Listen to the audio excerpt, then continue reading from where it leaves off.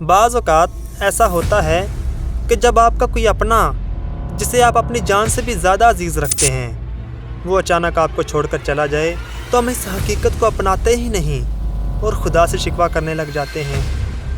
और कुछ ऐसा ही किरण के साथ हुआ।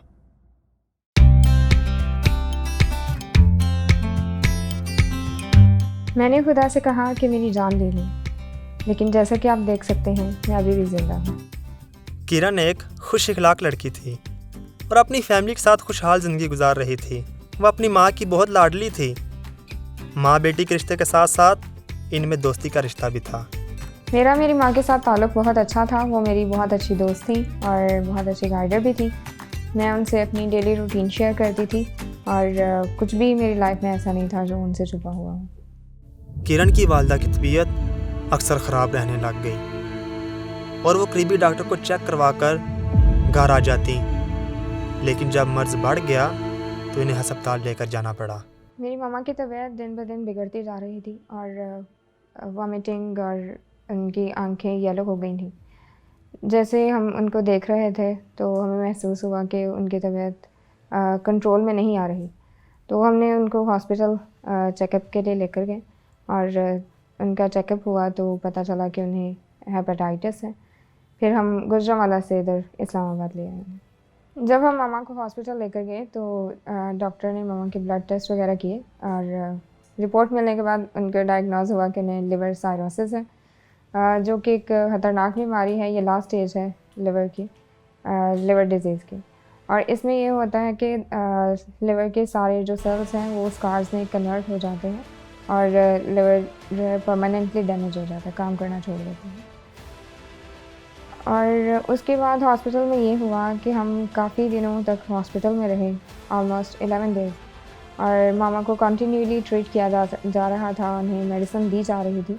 लेकिन जैसे जैसे उनकी मेडिसिन की जाती थी वैसे ही उनकी जो है बीमारी वो बद से बदतर उनकी हालत हो रही थी।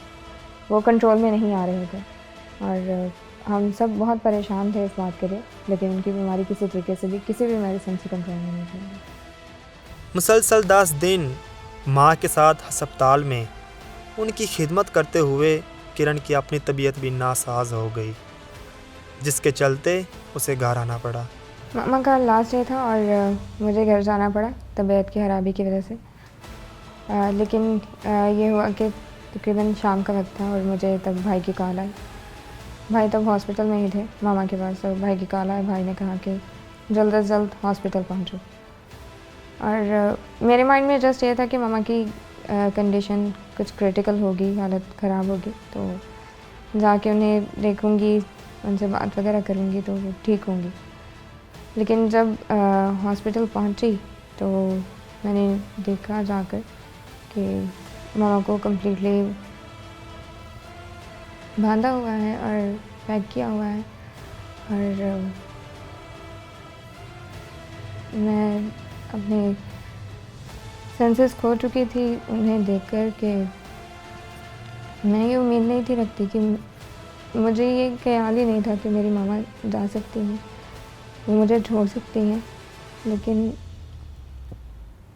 वो मुझे छोड़कर चली गई थी और मैं अपनी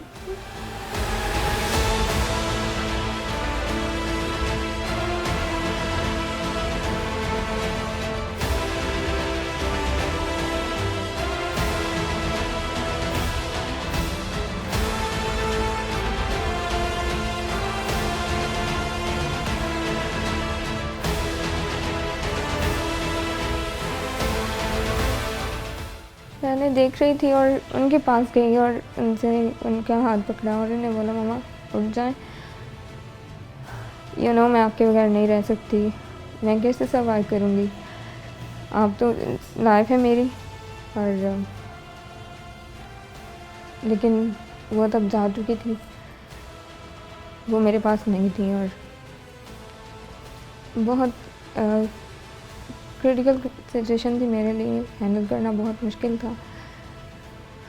और तब मैं फेंट हो चुकी थी और कुछ समझ नहीं था आ रहा कि क्या होगा या क्या हो रहा है। मुझे ये यकीन ही नहीं था हो रहा कि मेरी मामा मुझे छोड़कर चली गई हैं। और उनके जाने की वजह से मेरे लाइफ में काफ़ी डार्कनेस आ गई थी, काफ़ी ज़्यादा तन्हाई आ गई थी। मैं बहुत खुद को लॉन फील करती थी क्योंकि वो मेरी बेस्ट फ्रेंड थी, इसीलिए मैं अपनी सारी लाइफ उनसे शेयर करती थी, लेकिन अब वो नहीं रही थी। तो मुझे बहुत अजीब सा फील होता था कि मुझे मेरी माँ चाहिए थी, मेरे घर में मेरे साथ चाहिए थी, लेकिन वो मेरे साथ नहीं थी।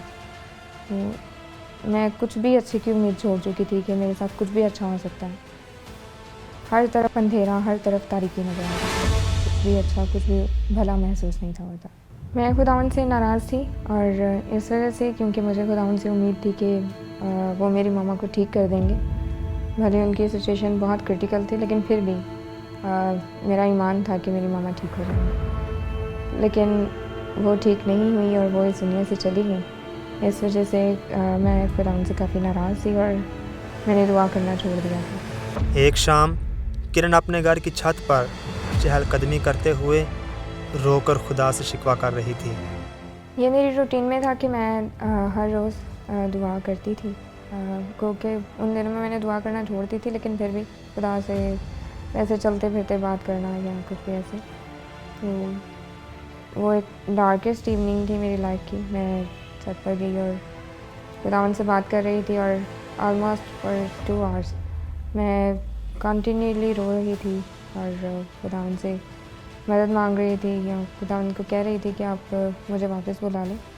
मामा के बगैर मेरा गुजारा नहीं हो सकता, मैं मामा के बगैर नहीं रह सकती। आप मुझे अपने पास बुला लें, मुझे मामा के पास ले जाएं। तो कंटिन्यूअसली 2 घंटे मुसलसल यही दुआस करने के बाद मुझे एकदम से खुदावंद की मौजूदगी का एहसास हुआ और बहुत काम सी हो गई मैं एकदम से और उनने मुझसे बात करना शुरू की।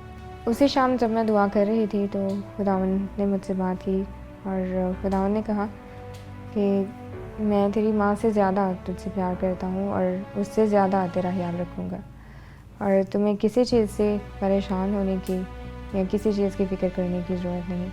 मैं तुम्हारे लिए रास्तों को हमवार करूँगा। जब मुझे खुदावंद की हज़ूरी महसूस हुई तो मुझे बहुत अच्छा महसूस हुआ, मुझे बहुत यूनिक सा महसूस हुआ, बहुत काम हो गई थी मैं, पुरसुकून हर तरफ, किसी किस्म का कोई तारीकी नहीं, किसी किस्म की कोई इवल स्पिरिट्स का कोई शोर नहीं और सब कुछ बहुत काम था।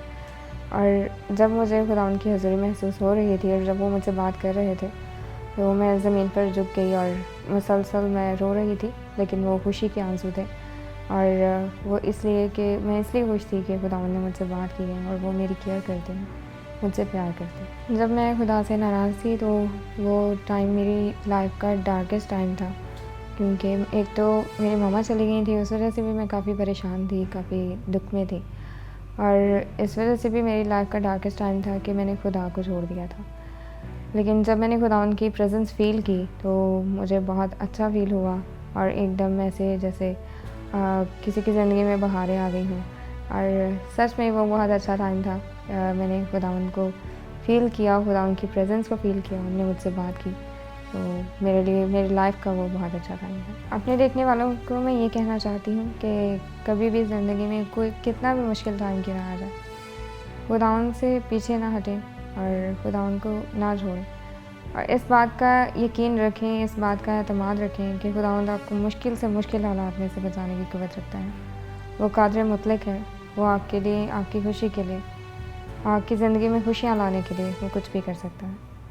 वो आपकी ज़िंदगियों को खुशियों से भर देगा अगर आप उसके साथ रहेंगे तो।